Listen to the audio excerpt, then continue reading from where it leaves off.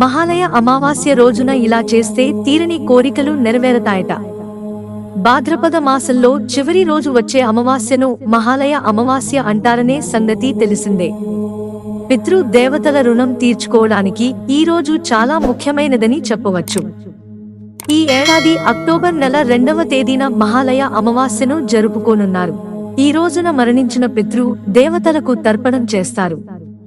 గతించిన పెద్దలను తలచుకుని మహాలయ అమావాస్య రోజున శ్రాద్ధకర్మలు చేయడం ద్వారా పితృ దేవతల ఆశీస్సులు కలగడంతో పాటు శుభ ఫలితాలు పొందవచ్చు.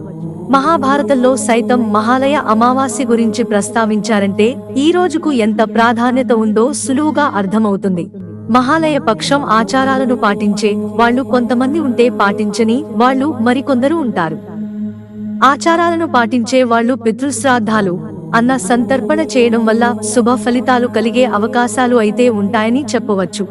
ఈ అలవాటు లేని వాళ్ళు బియ్యంతో పాటు పండ్లు, పప్పు, ఉప్పులను విప్రులకు సొంతంగా వంట చేసి సమర్పించడం లేదా వృద్ధులు, కష్టాల్లో ఉన్నవాళ్లు, పేదలకు అన్నదానం చేయడం వల్ల శుభ ఫలితాలు పొందే అవకాశాలు అయితే ఉంటాయని చెప్పవచ్చు. పితృ దేవతల ఆరాధన వల్ల దేవతలను పూజించడం కంటే ఎన్నో రెట్లు ఎక్కువగా పుణ్య ఫలం పొందే అవకాశాలు అయితే ఉంటాయి. 7 తరాలలో గతించినటువంటి కుటుంబ సభ్యుల కోసం మహాలయ అమావాస్య రోజున శ్రాద్ధకర్మలు నిర్వహించాలి. పితృపక్షం హిందూ ఆచారం. పితృదేవతలు, శ్రాద్ధ, దానాలు పితృ రుణాలు ఉన్న కుటుంబాలలో చెడు ఫలితాలు కలిగే అవకాశాలు ఎక్కువగా ఉండటంతో పాటు చేపట్టిన పనులకు ఊహించని ఆటంకాలు ఎదురవుతూ ఉంటాయి.